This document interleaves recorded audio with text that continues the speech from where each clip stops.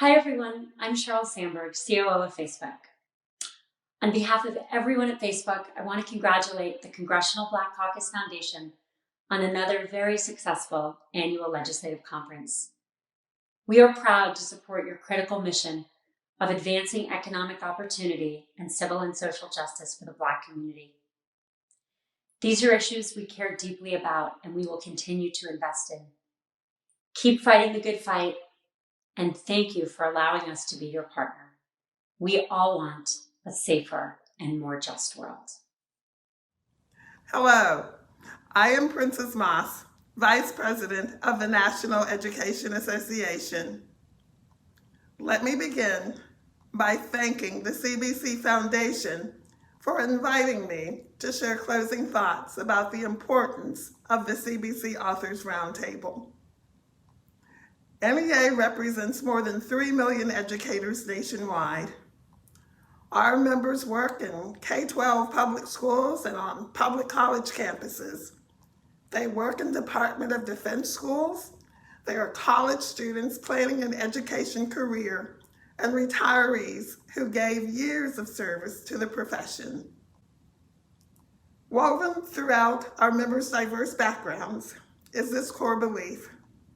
Every public school student, no matter where they live, no matter their race, religion, ethnicity, gender identification, or family income, should receive the preparation they need to succeed in a diverse and interdependent world. In 2015, we at the NEA issued a formal challenge to ourselves. We vowed to acknowledge, discuss, and fight institutional racism throughout the nation's public school system.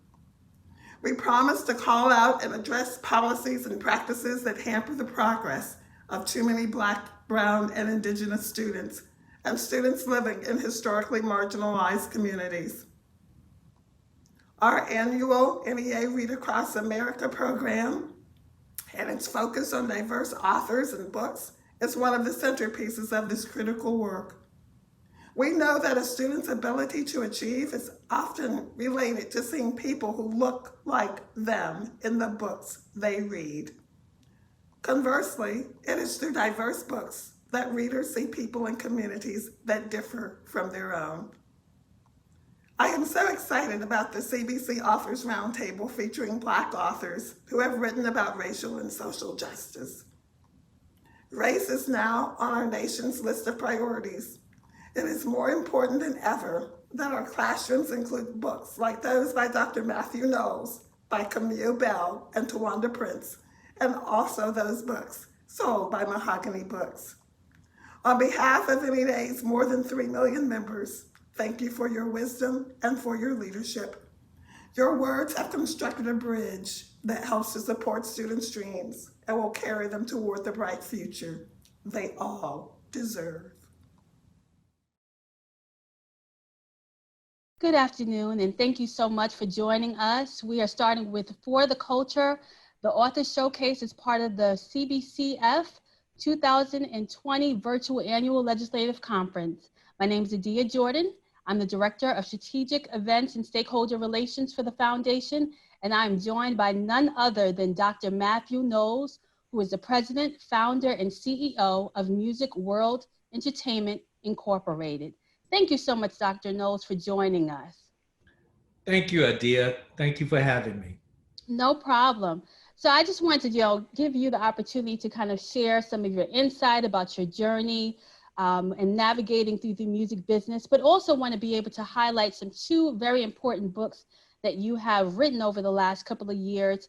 One being Racism from the Eyes of a Child, as well as The Emancipation of Slaves Through Music. Your profound 2017 book, Racism from the Eyes of a Child, is a personal reflection of your childhood in the turbulent South, and also about your journey in raising a family and navigating through the music business. We know that all across social media, our TV screens, and live and in living color in the streets, that children are witnessing racism more than ever before. Knowing that you wrote this book in 2017, how has America changed since then, or even since your childhood in terms of what racism looks like from the eyes of a child? Well, it's a very good question, Adia.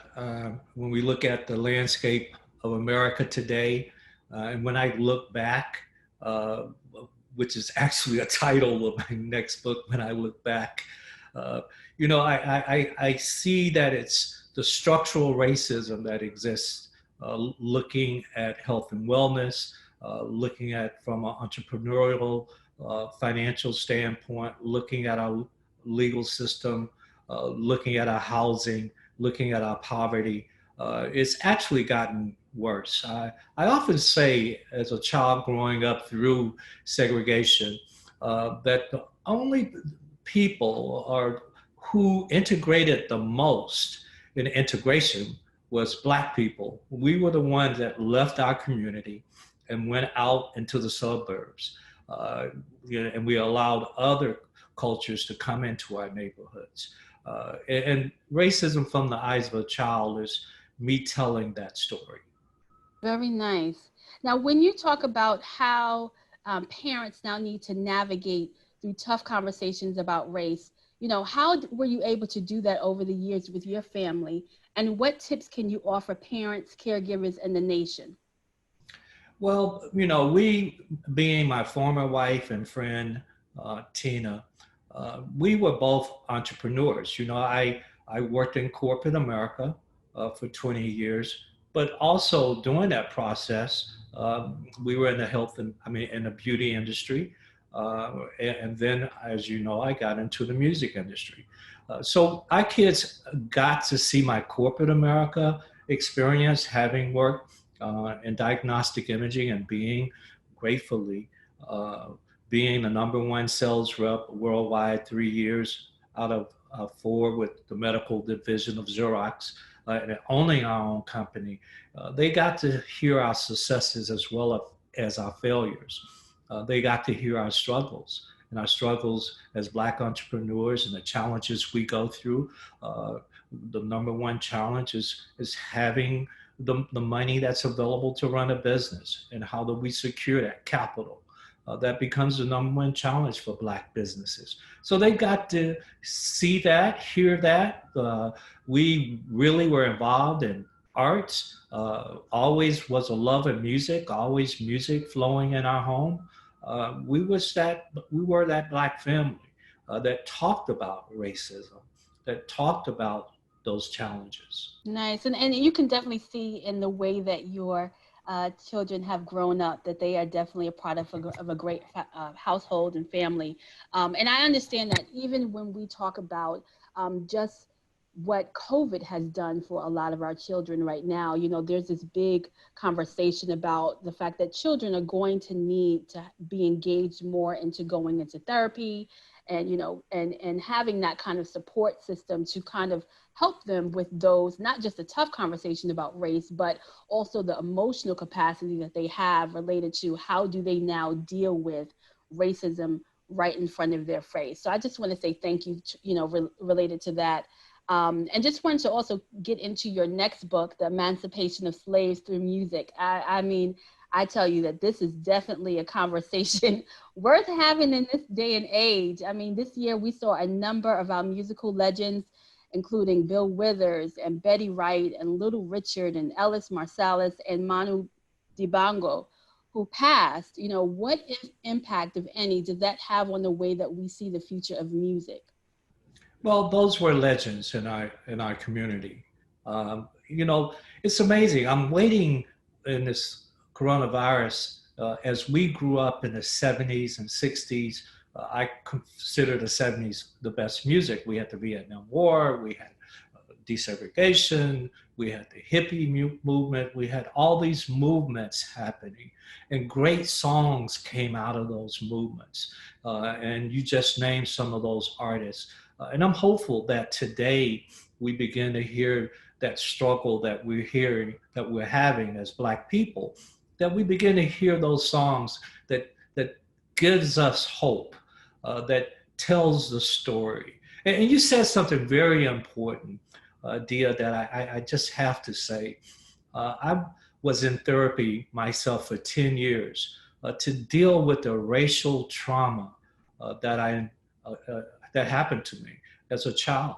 And I just recently, in April, contacted back my Black male therapist, proud to say that, and because I had this fear about the pandemic. And he just shared with me that whatever we brought to this pandemic, it's multiplied by 25. So if we were racist, it's multiplied by 25. If we had issues with our marriage, it's multiplied by 25. But I just had to say that because I think mental health is not just for our kids, but for our society and all of us, grown-ups included.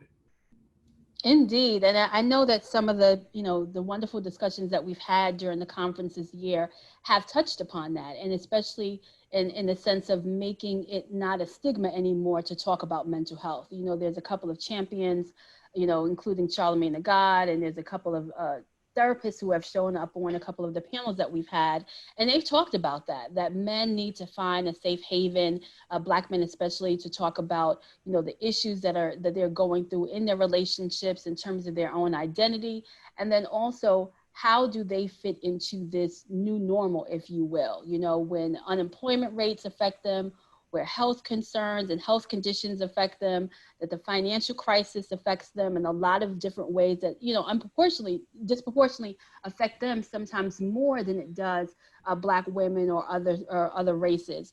So I thank you very much for including that message in there, because a lot of people, sometimes it's swept under the rug, or people say that you'll get over it, or you'll be fine, or you're a man, so man up.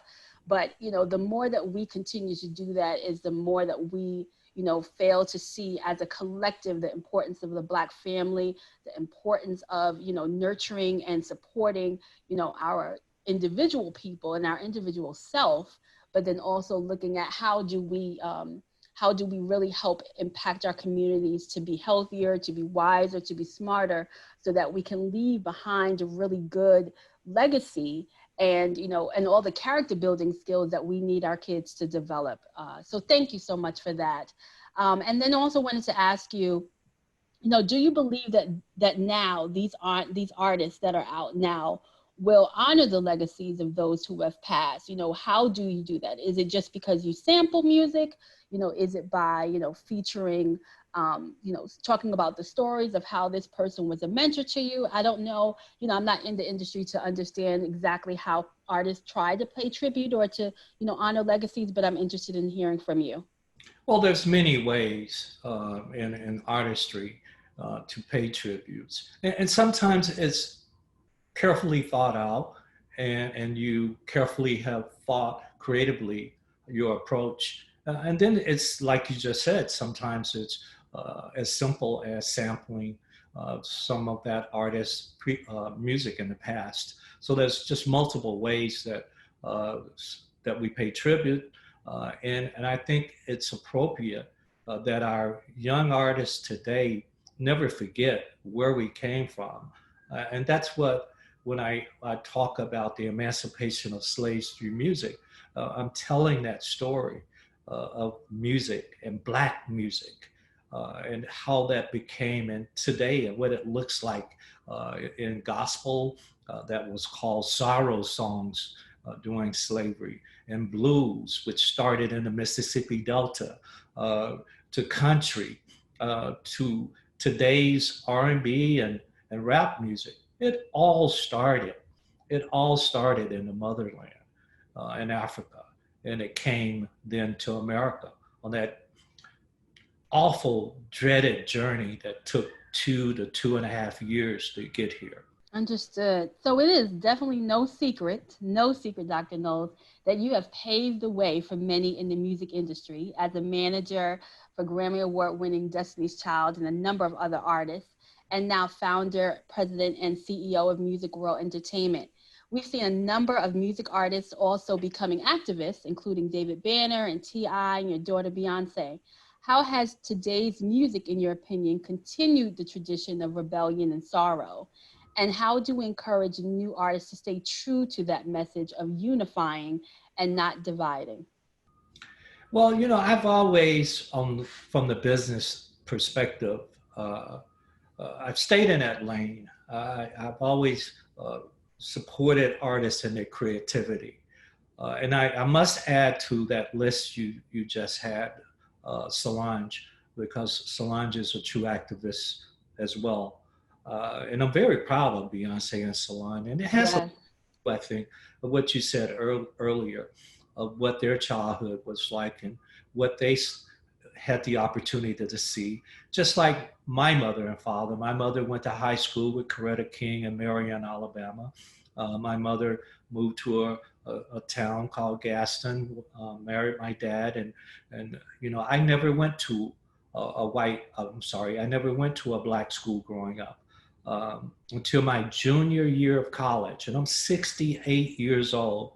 Grew up in Gaston, Alabama, on a dirt road with an outhouse until I was about 14 years old. So I've been spit on, I've been beaten, I've been electric prodded. Uh, and many, many others gave more than that their lives so that we can have the opportunities that we have today and certainly not take those for granted. So I'm very grateful that you give me this opportunity to discuss racism from the eyes of a child, to discuss the emancipation of slaves and what it looked like when those slaves were snatched up and in their journey they couldn't, we just assumed because they were African that they could communicate. No, they were tribal, many dialects. 30% of the slaves were Muslims, varied religion beliefs. And it's through those clanking of chains and moaning and groaning that they began to unify and they began to communicate. I love what Dr.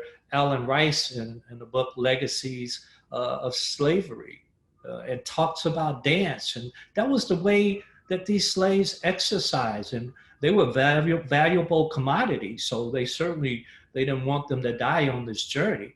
But it's all about knowledge. And that's why 14 years I've been in the classroom. Of course, now the classroom is a new medium on the screen, but I still enjoy it as well, to be able to have the opportunity to give back to our young people. So if you don't mind me asking, when you talk about music and artists, do you have any? Do you have a couple of favorites that you want to mention? Well, we're fortunate at Music World. This is, 27 years now being in this industry. I still love old school. I love Earth, Wind, and Fire. I love, that old school spirit. I love jazz. I love the new music that's out today. So I just have many, many favorites. I literally on the West Coast now and drove from Houston, my wife and I. And, when you're on that drive, you got to have something that gives you energy. So that's true. I put on Biggie Small. That's wonderful. All over the place when it comes to music. We built a #1 gospel label, Leandra Johnson, Brian Courtney Wilson. I can go on, Juanita Bynum, I can go on and on, Trinity 5-7.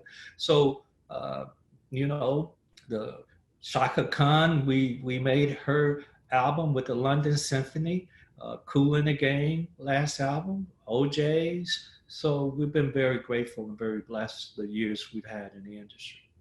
Well, we appreciate your contributions to music, and I hope that people definitely tune in for this interview because you have shared a number of gems on this during this conversation. Just want to ask if there's any specific place that you will be in the next couple of months that people can catch you, and also where can people, log on and find your books. I know you have a couple of them, so if you wanted to give us a quick snapshot of where you'll be and where we can support you and your books, that would be greatly appreciated. Well, thank you. You can simply go to MatthewKnowles.com. That's where you can find all the information, where I'm going to be doing a number of public speaking and lectures, teach at several universities, Prairie View A&M, University of Houston, Art Institute, So, if you want to find out where I am, you can see all of my social media handles there. And you can also buy one of my 5 books, hopefully all of them, starting with the DNA of Achievers, 10 Traits of Highly Successful Professionals, Racism from the Eyes of a Child, the Emancipation of Slaves through Music, Media and Public Relations, a new medium, new world era. Uh, you can get all of those books right there. And Destiny's Child, The Untold Story, which I released back in November of last year. So you can find all of those at MatthewKnowles.com, and then you can follow me and know what I'm doing.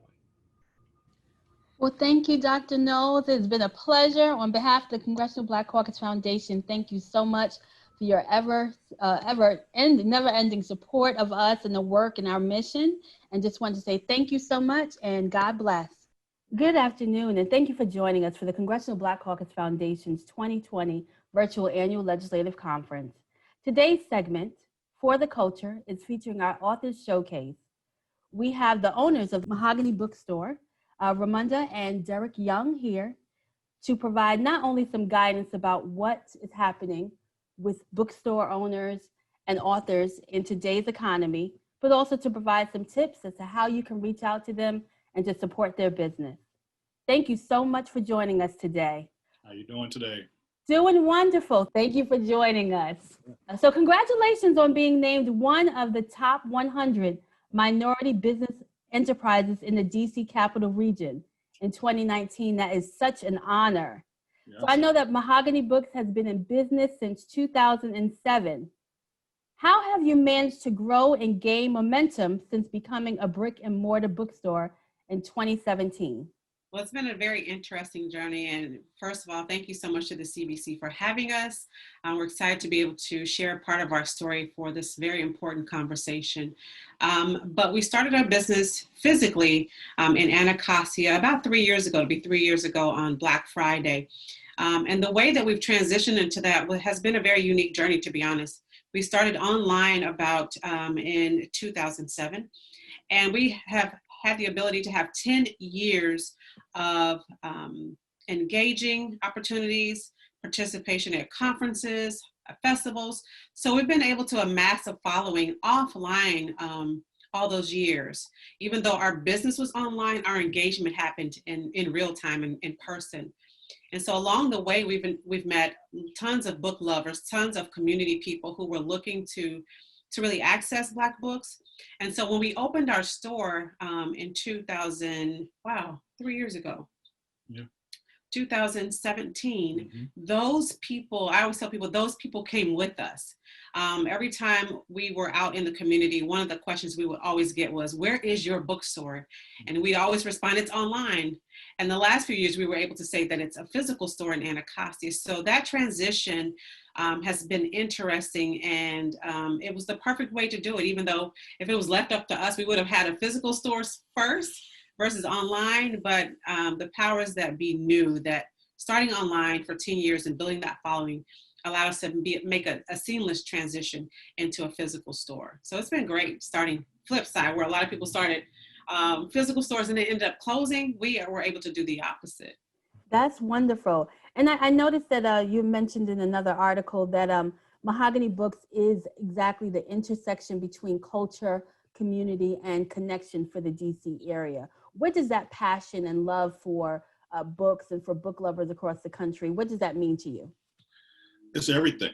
I think why we do what we do is for exactly that particular reason. Every day when we are either in the house working, at night when we go into the bookstore, we're on the phone with publishers and authors. Every day what we're trying to figure out is how do we impact and empower our community? That's what it's all about. How do we create a legacy, or leave a legacy that's not just about our family, but about our community. So at the end of the day, we want people to walk into the bookstore, to go online and find something of value that helps them to take the next step in their life, so that they can do the same thing that we're attempting to do, is to build and grow and empower their community. So, you know, and we just want to do it with love. So that's where the culture comes in at. It's, you know, we love who we are. We love where we come from. We love celebrating it. And we want to share that passion with everyone else. So when they come into the bookstore, you know, it's how do we serve them as a fantastic company that's customer first? How do we engage them in the cultural experience of who we are, whether it's, you know, being from Southeast DC like myself, or understanding that you're part of the Yoruba tribe out of Nigeria, whatever that is, we want you to find it and embrace it and feel that connection when you walk into our store. And so knowing that, you know, I've been following you guys, I do follow you on Instagram, and I've noticed that you guys have not only a family business for the two of you, but for with your daughter as well. And when we talk about community, one of the things that a lot of conversations have been happening, you know, not only during the virtual conference, but online, is about how do businesses, particularly small businesses, master this pivot during COVID. You know, since your inception, you guys have been committed to connecting readers to writers and hosting over 600 book events throughout this area. During the shutdown, how have you been able to support your business, and how are the authors who have been relying on your events, how do they continue to expand their visibility and book sales? Yeah, it's been an interesting part of our business. When we started the physical space, we really, even then, almost 3 years ago, we always wanted to incorporate technology into everything that we did. It was important for us to not just be important and relevant right here in the DC area, but nationwide. And so going online and creating programming online allowed us to reach people that were in Kentucky, Oklahoma, where I'm from, Ohio, all across the United States. And so when the pandemic occurred, it was only natural for us to continue in that vein. We were blessed to have started online, as I mentioned earlier. So our online platform and website was already rocking. People were able to shop online nationwide for the past 10 years. And so during the pandemic, it allowed us to shift a little bit more intention on our programming. And so we created Mahogany Books Front Row, which is a virtual opportunity for people to connect, especially in this space where people are at home, they're by themselves, they're social distancing and quarantining by themselves. There was really a need for our community to connect over conversation in the comfort of their own home. And so for us, we were able to kind of turn the dial on that and reach out to publishers, and publishers reached out to us and authors to really create a very robust social media event series that has garnered the likes of Gabrielle Union and Sean King and soon Reverend Al Sharpton. So a lot of conversations that we felt were important to our community, especially right now. And so Mahogany Books Front Row allowed us to do that. So for us, it was just continuing in that vein. How do we incorporate technology and really allow people from their comfort of their own home to really participate in these very serious conversations at a very pivotal time such as this. So we've continued it. It's been great. It's been fun. It's been very interesting to hear people from all over the world. The last event we just had, people were from New Zealand, Austria, Switzerland, I believe it was, on, we're promoting Black books, proudly promoting that. And so to have people from those various parts of the world was something that was important to us in this space of a pandemic, and online allows us to do that. Yeah, and if I could just add to that, I think we understood from the very beginning that we are a niche company. You know, what we do is, you know, in essence, maybe even a micro niche. And we just leaned into it. We accepted who we were. We knew what we were about and who we wanted to serve. And we didn't shy away from it. We went about it. And we understood that what we were offering, these Black books, these Black words, this literature that empowered us and told us our history, they were important to us. And for those people who it was as important to as well, we just focused on how do we best serve them. And everyone else just came along with it. But we just wanted to make sure that we understood that we served our customers who were looking for this information, and we did it the best that we could. So when they couldn't get out to us anymore for events, Ramondo was like, hey, virtual events, Mahogany Books Front Row. When parents couldn't get to the bookstore to purchase books for their kids, we came up with book bundles for kids so that parents could read to their kids and read with their kids, while they were homeschooling them during this COVID pandemic. So we just really leaned into who we are, embraced it, and focused on how do we best serve our customers, as best as possible. And I understand that that's how you guys have become one of the hottest topics. I mean, being featured nationally on not only the Steve Harvey television show, but also featured in Black Enterprise and Vanity Fair, Essence Magazine, Forbes, Oprah Magazine, and the Wall Street Journal, to name a few. You mentioned the idea about this book bundle, which is such a great idea. I mean, to understand the power of writing, the power of knowledge, and to understand how to pivot. One of the biggest questions I have is, you boast of having one of the deepest inventory of Black books online. In this current state where social justice and racial justice and economic justice are at the forefront of everyone's mind, are there any particular books right now that are currently flying off the shelves right now? Wow. All of them? All All of them. Almost all of them. And we're joking, but with this hunger and it feels like an insatiable appetite for Black books, Black culture, Black history, in light of the recent murders that have occurred, there's this really strong pull for people, not even for people of all backgrounds, not just Black people, but all nationalities, to step in the space and say, wait a minute, we didn't know about this. We didn't realize this. And so a lot of that history is found in books. And so we were joking about saying almost every book, but children's books, cookbooks, vegan, I mean, every genre has been hit. But yes, there are some standout books that come to mind. For me, I know Derek has his few that he likes. I have my few that we like, and that are flying off the shelves. But Sean King's Make Change book is one of those. Conversations in Black by Ed Gordon. There's a ton of anti-racist books, of course, that whole group, White Fragility, How to Be Anti-Racist Baby. A lot of those stick out in my mind about some of the popular ones. Yeah. And I'll just tell you, like, some of my personal favorites that I've read and am reading right now. I'm currently reading Stand from the Beginning by Ibn Kendi right now. That one is definitely flying off the shelf, and I understand why. It is an extremely pivotal book for people to read. It was highly impactful before 2020, and it's even more so now. I would also say one of my favorites by Dr. Paul Ortiz, An African American and Latinx History of the United States, is just an incredible book.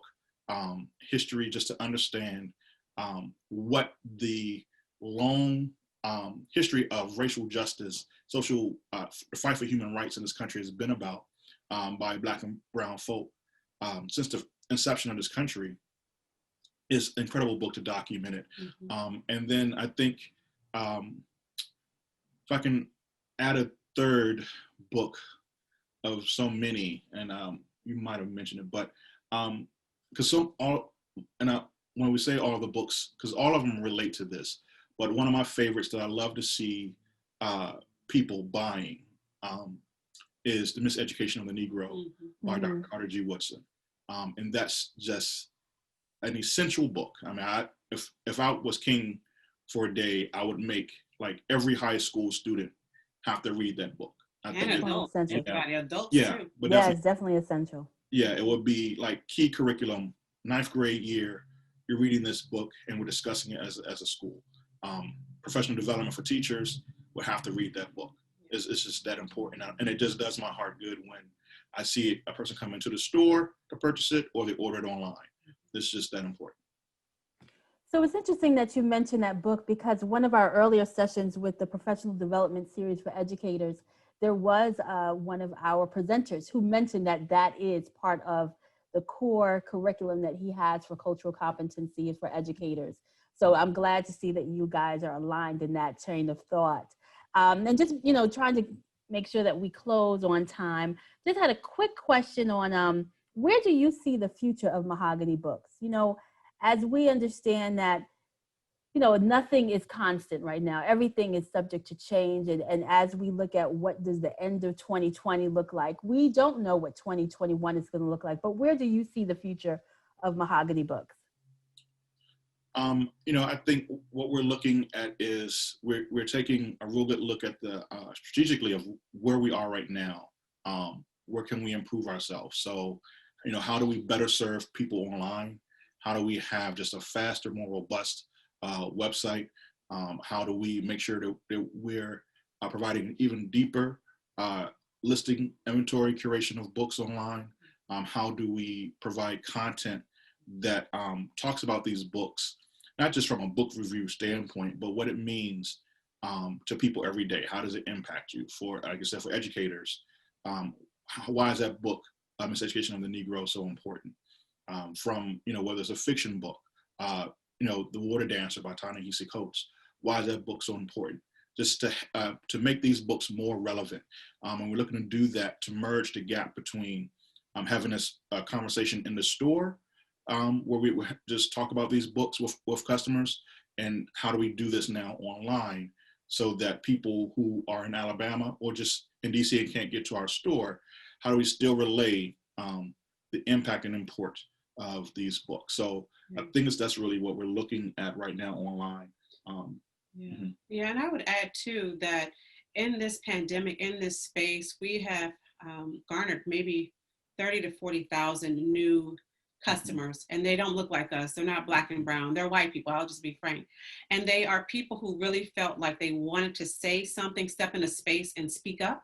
We see it all over the media as people are marching in the streets, and it's not only black and brown people. And so those people have taken that energy that they are carrying in the streets and brought it to the bookstores. And I say that because they want to read.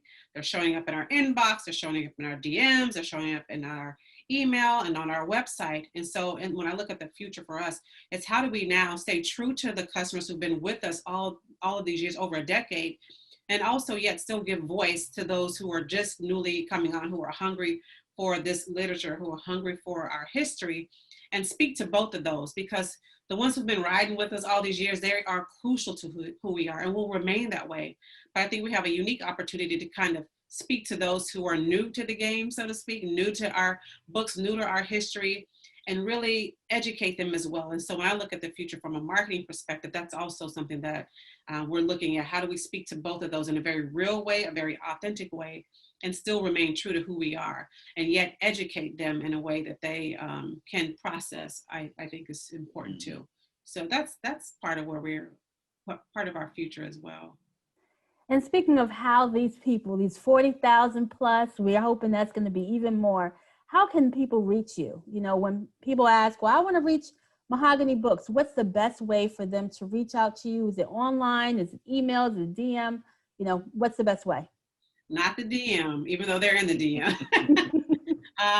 The best way is actually on our social media platforms and our website. I would say website is number one, because that's where they can see all of the books.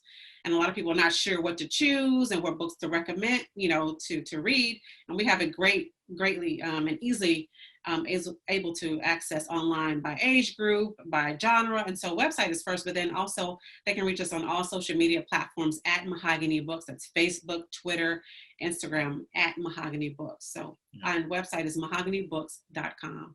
Yeah. And I'll also add to that, what I love about, our company is that we're still a people company. So you can call us and get someone live.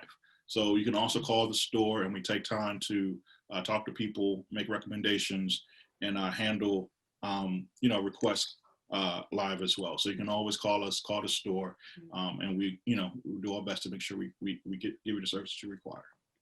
Well, thank you so much for your time. This has been such a great interview, and I'm hoping that all of our attendees, both virtually and those who tend to connect with us later on in our DMs, will be able to reach out to Mahogany Books at some time. Don't forget that to read is to learn, is to know, is to grow. And thank you so much for joining us with Mahogany Books on this segment as part of For the Culture during the virtual ALC.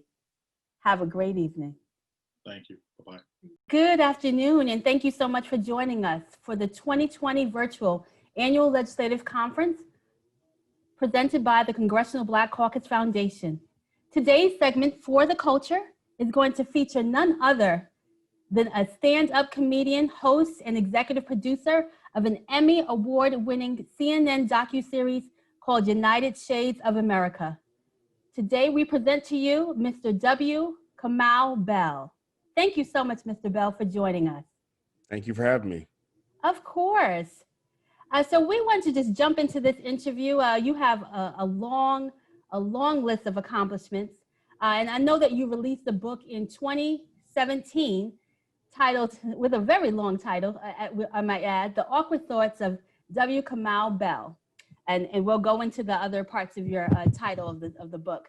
I know in this conversation, we're going to talk about a lot of topics that have traditionally made people very uncomfortable. Have you seen people adjust with more openness within the last few months since the pandemic? I mean, I think that, in the last few months, because of the pandemic and also because of the protests due to the killing of George Floyd and the killing of Breonna Taylor and other Black folks who've been brutalized by the police, I think, maybe for the first time in this country's history, many white people are starting to understand the idea of systemic racism. I think the civil rights movement of the 60s, racism was just sort of one word that encompassed everything. But I think for the first time, many white people are understanding that idea and trying to figure out ways to get more comfortable with the conversation. And a lot of that is buying books that are about these issues. Understood. So as a father, how have you been able to address race and politics during these times of civil unrest? I know you have two beautiful girls. Actually, I have three. I forgot to tell you about the third one. Oh, thank you. Sorry, you didn't get that email. I have a 9-year-old, a 5-year-old, and a 2-year-old. So obviously the 2-year-old is mostly in her id stage of just me. So we don't talk to her much about it. But my 9-year-old, all of her life, I've been a guy who was working on TV talking about politics. And so for the 5-year-old, it's the same thing. So, we have the news on in our house, and we also have conversations with them about race and racism because my wife is white, I'm Black, but that makes our daughters Black and mixed race. So we talk a lot about race and the racial identity. And my 5-year-old, we want to make sure that our kids, the first time they hear the ideas about racism and American slavery and white supremacy, that they hear those in the house, that they don't hear those at school. So we can frame how that's discussed. And then if the school talks about it, we can sort of say, okay, that's the way they're talking about it. We either agree or disagree with it, but you've heard it here first. That's good. And having kids, part of the conversation that has been happening, with some of the authors that we've had in different segments is about understanding kind of where we fit in the world, and in reading your book, you talk a lot about superheroes and comedians and just finding your place in your childhood. Just want to find out whether or not you have a favorite superhero and who today, if any, would you say is a modern day superhero or your hero? I mean, I grew up with a lot of pop culture heroes and sort of, wanting to be a superhero, but obviously that's not a thing that happens. But then in my life, I've often found myself surrounded by people who I admire, who I consider to be my heroes. I'd have to say the first name that comes to mind is Alicia Garza, who's one of the co-founders, as you know, of Black Lives Matter. And I'm lucky to know her. I'm lucky that she texts me back. And she is a constant presence in my life of someone I can turn to. And then I see out in the world just doing the things that we should all aspire to do as far as being pro-Black, but also inclusive of lots of other issues. So I'd say if I still dressed up for Halloween, if there was no Alicia Garza costume, I would do that. But there's not. There will be one day, but it may not come in the size of a 6'4" Black dude. So, also speaking of a 6'4" Black man, what do you want young people who might, happen to pick up your book, to look at your book, to be recommended? Hopefully this becomes some recommended reading in schools at some point, if it hasn't already. What do you want young people to take from this memoir written by you? Well, as you can see from my gray hair, my pandemic grays have come in. I grew up before the internet, so I felt like a weirdo because I liked comic books and I was Black and I liked Bruce Lee, and I didn't know other people who sort of liked and I like stand-up comedy. I didn't know other Black kids who liked the collection of things that I liked. So I felt like I was one of one. Well, now in this current era, you can get on the internet and find communities of people who are like you. And that's great, especially for Black folks, because it's important that we always remember that Black is not a monolith. As we all know, Black people don't all think the same. There's general issues we try to line up behind. We try to get us all behind. It doesn't always work. But I think it's important to know that Black is not a monolith. And so I hope that if a young person reads this book, they just know that, like, even if they're not thinking about the things I was thinking about when I was a kid, that the things that you're interested in and the things that you're passionate about have value, even if you don't see that reflected in the people around you. Very nice. Do you have any idea about what you would like your legacy to be? I know this wasn't initially Oh Jesus, covered. am I dead? Like, did you hear something from the doctor? Like, No, you're my not. No, legacy. but you know when we talk I'm about only what you, 47. I'm not. I I know the hair is know. gray. I know, but what, you know, I'm talking really about, you know, you have an Emmy award-winning docuseries, you know, and once you get to the point where, you know, you're winning awards and you're, you know, featured on everyone. I mean, you've been featured on a number of talk shows, night shows, and in the New York Times as well. You know, we want to know, like, what are the most thought-provoking or pivotal points in releasing this docuseries, and also how does that tie into your overall, you know, opinion about your legacy? I mean, I think I you know, I would imagine that I may get an obit written in some sort of in the Oakland side or Berkeley side online newspapers in the Bay Area, and I would imagine that I'm a person who often engaged in uncomfortable conversations and often talked to people I didn't agree with or people that I thought differently than. And I think it's important to do that, but it's only important to do that if you learn something from those conversations. It's not about just arguing with those people. It's actually like learning, not that you learn to think the way they think, but learning the truth about this country. So that's the thing I'm most interested in, is learning the truth about America. And I think, you know, I didn't ever expect to win one Emmy, let alone 3. I didn't ever, you know, and I sort of was a late bloomer. So I certainly didn't expect to get on the talk shows and the New York Times. But now that I've done some of those things, I know the work continues. So I think that I hope my legacy is that of a person who, no matter what the accolades were, that the work continued. So, you know, as I just had a conversation yesterday with my 5-year-old and my 9-year-old about Zoom school and how frustrated they are with learning through computers and how they don't want to do their work. And I said, look, I don't care if you get an A or a B or a C. I just want you to actually try.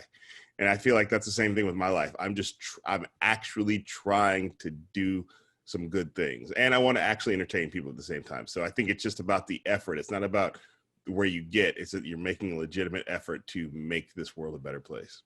Well, I'm sure our virtual audience out there will definitely agree with me in saying that you are giving a tremendous effort, and we appreciate the work that you're doing. And, you know, I know this is supposed to be a very short interview, so I just want to get a quick opportunity to ask you, you know, where can people find information about your latest book? Do you have a website? Are there any upcoming engagements where people can reach out and support you and your work? I mean, so yeah, my website is wkamalbell.com, but it's probably easier to get me on Twitter or Instagram. I'm pretty active on @wkamalbell on Twitter and Instagram. And my podcast, Politically Reactive, with my friend Hari Kondabolu, who's also a stand-up comedian, is coming back, where we talk about, you know, as he says, we do everything it says in the title. We react politically. So like that podcast is coming back soon. So check it out wherever you get your podcasts. Okay, well, thank you so much, Mr. Bell. This has been For the Culture Authors Showcase. My name is Adia Jordan with the Congressional Black Caucus Foundation, and we are here celebrating the work of Mr. Kamau Bell.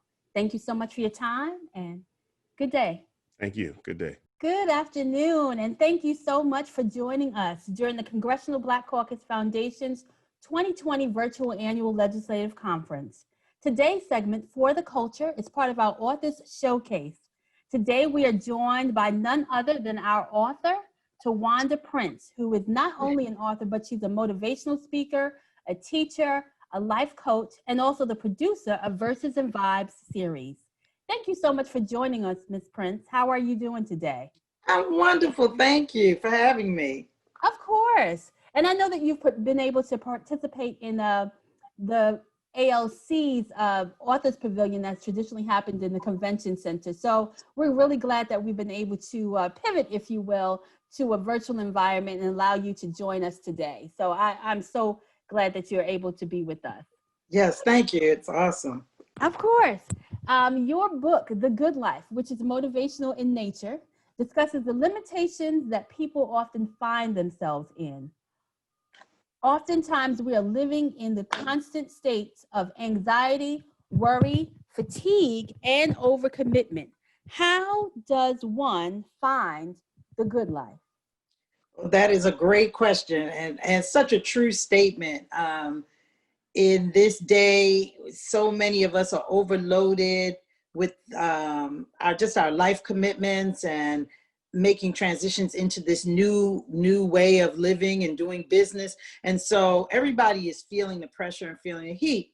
And the good life is interesting because how I found the good life was through actually a trauma experience. But I was just like a lot of women, particularly overloaded, working a full-time job, pursuing my master's degree. I had just had a baby 2 months prior. I had a 2-year-old. I was driving over 70 miles round trip to work and dropping off 2 daycare drop-offs, 2 pickups, and just really pushing myself to the limit until, boom, I had a heart attack. And I was very young at the time, not the typical age to have a heart attack. And these are the things that you don't think are ever going to happen to you. So we just push and push and push, which is what I did, and found myself in a situation that was not good. And I had a heart attack. And then 4 or 5 days later, I had 3 more heart attacks and open heart surgery and a number of other things. So there I was faced with the decision of how I was going to live my life. Moreover, how would I be able to live my life beyond that? And during that time, I discovered, this life that I have to make it a good life. Well, what is the good life? The good life is doing living the life that you were created to live for the purpose you were created to live, and doing the work that goes with that purpose.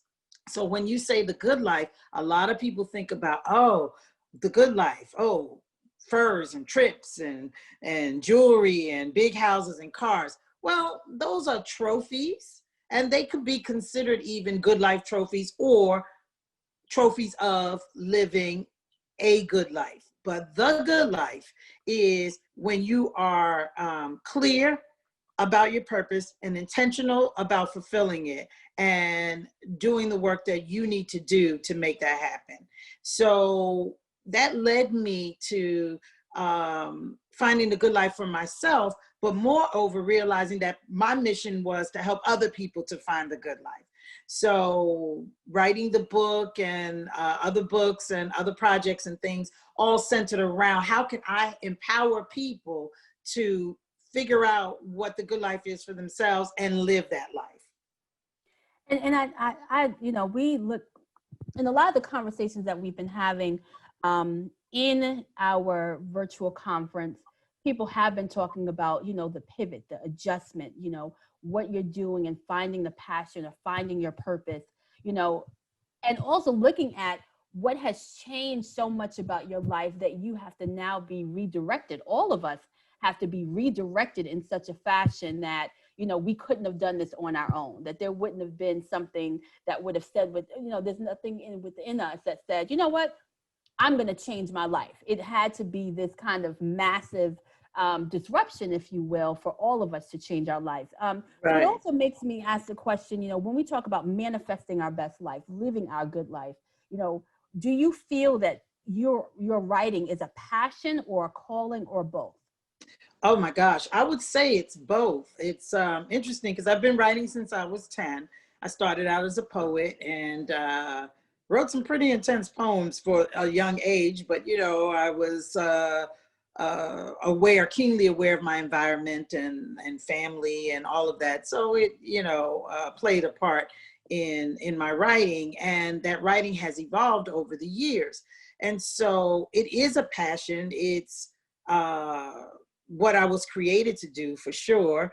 And but it also it's a calling, and moreover, it's a gift.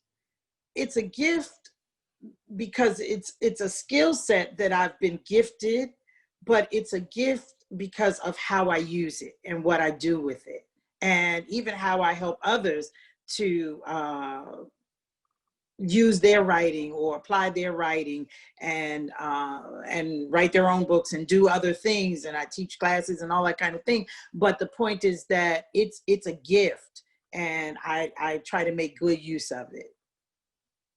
Understood.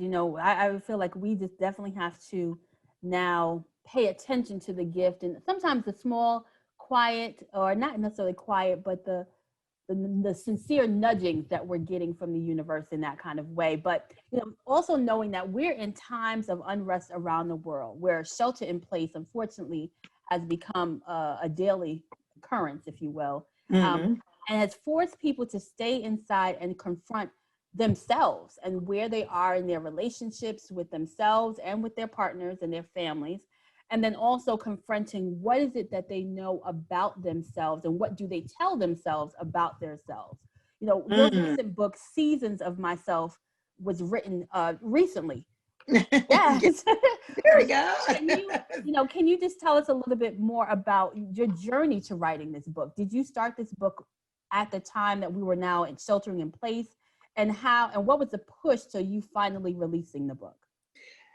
Okay, so Seasons of Myself, this is a really, really interesting story, really incredible full circle story. So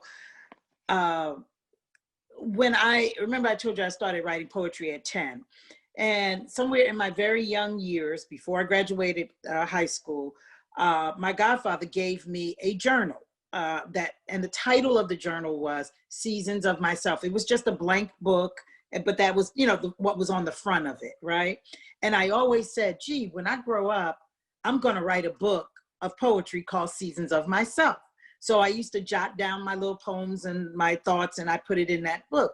Well, like I said, that was when I was younger. That was many, many, many moons ago. And so, I didn't forget about it, but God, who knew where it was? Well, during this pandemic, I was cleaning out, because that's what we've done, right? We've organized garages and closets and file cabinets. I found that original journal, Seasons of Myself. And I was so excited because I thought it was long gone, from moving over the years or whatever, but it was buried in a file cabinet that had long been untouched. And there it was. And so, but I had already released this book, Seasons of Myself. But what I found so interesting is when I looked in the book, a lot of the titles of the old poems, I actually recreated. Like some of these pieces have those same titles or capture those same thoughts and feelings that were in the original book. So it was really like a full circle thing. And this Seasons of Myself, the seasons are, instead of, summer, winter, spring, fall, I did seasons of love, seasons of lessons, seasons of light, seasons of laughter, and seasons of loss, which they all equate to our atmospheric seasons. And then laughter is like that Indian summer, that in between, like kind of what we're having now. It's hot one day, cold the next. And so I use those words to capture or use the seasons rather to capture those different emotional levels that we go to. We have seasons where there's love in our life. We have seasons where there's loss, unfortunately, but then that gives birth to light, and then that gives birth to laughter. And so it takes us in a cycle, and the poems or the pieces in there relate to the different emotional seasons of myself. And so it's good that you asked that, you mentioned that. I wanted to ask you, how can people gracefully confront and enjoy these seasons of their journey, no matter where they are? There's always something to be gleaned from every experience that we have. I even look back on what happened to me with the heart attacks and all. Okay, tragedy, trauma, yes. Couldn't imagine, that's like, you just can't imagine that kind of thing happening to you. However, there was so much birthed out of that experience for me. So much growth, so much connection, so much learning, so much putting to good use those gifts and purpose and all of that I spoke about already. But it really became a catalyst for me to become my best self and live my best life, which is the good life. And so I encourage, in this book, I deal with emotions that range from, love and passion and the loss of that, to the loss of loved ones. This came out not long after the loss of my father. So there are a few pieces in here in tribute to him and my feelings behind that. There's also a look at ourselves where sometimes we just have to laugh at ourselves. Like there's a piece called Weather Report, and it, you know, it deals with the seasons just that a woman goes through, you know, just what we go through on a daily or on a monthly basis, and how we change and how we go through different emotions and go through physical changes. So the book is really helping folk to really glean the benefits of change, whether that change is by choice or by force. And most of the time, the biggest changes occur by force. Like you said, in this pandemic, in this situation, we've been forced to now adapt new ways to do business, and new businesses are birthing because there are new needs that have been identified where solutions have had to be created. And so if we can look at the seasons and know also one thing surely about a season, it's going to change. It's not going to stay that way the whole time. So if it's a bad season, guess what? Good is further down the line. And if it's a good season, enjoy it, but be prepared because things are going to change. And so as we talk about change and we talk about pivoting in this virtual environment, I noticed that you've been able to pivot really well by now hosting virtual events, including a couple of literary events, some roundtable discussions with authors, some virtual life coaching sessions. For you, what is the silver lining in all of this? Well, the silver lining is that I get to keep on my pajama pants while I'm conducting, you know, these workshops. That's a little joke because, you know, everybody talks about everybody in Zoom is dressed up from the waist up and then they're erect from the bottom. But the thing is that I'm able to really reach more people. For example, coming up this series that I'm doing, the virtual showcase, 2 of the first authors that responded to the call were from the UK. I'm not sure how they found me, how they found out about it, because we put out, you know, a call in different mediums. But like, wow, from the UK, I wouldn't be able to reach those folks if I was just doing something in my neighborhood, right? So it's great that the virtual platform gives us all a chance to connect and create community way beyond our physical boundaries, reach other people, but also connect our efforts. Like if you're doing something over here, but it relates to some other project that I've got going on now, the 2 of us, we can collaborate and make it something that's more impactful and influence more lives, and help other people to be further along in their mission. Understood. So when you talk about the silver lining in your mission and what your purpose is, what do you think is your legacy? What do you want your legacy as an author to be? Oh my, okay, so that's a good question. I've been really thinking about legacy a lot lately, and this latest venture of mine, which is Verses and Vibes Book Space, is my answer to the call for the need for authors, artists, poets, and creative people to have a place for creativity, for community, connection, and commerce. And so I am launching virtually with the book space, with plans to open up a brick and mortar store as we move a little further down the line with the pandemic situation. But the other part of that is to have a legacy for my children and my grandchildren. It's great that I write these books and I'm very proud of them, but I want something that my family can take the ball and run with as well. You know, the books, I'm the writer, but if there is something else that they can latch on to, that they can have, that they can go forward with, then the legacy lives on, not only in my words, but in my efforts. Great. So how can people find out about what Ms. Prince is doing? How can they find out more information on your latest book and some other engagements? Where can our audience reach you online? Okay. Well, would you mind if I show the books and kind of tell people Sure. what they are, and then they can eagerly go to my website? Okay. So we talked about Seasons of Myself, and that's a poetry book. We already declared that. But I also have a second poetry book. Well, this was actually the first poetry book. It's called Nouns, Verbs, and Other Words. And it's a poetic journey, and it deals with words about life, words about him, her, loss, love, God, but words that, again, express what we're feeling and dealing with on the inside. Then there's Thunder Knocking at My Heart. This is the book about living through the storm of a life shattered. So this tells my story of my heart attack and recovery journey, but moreover, it challenges the reader to examine, what do you do when a storm or an unexpected experience happens? How do you recover? How do you pivot, which is a word that you use, but how do you change that and benefit and glean from what has happened?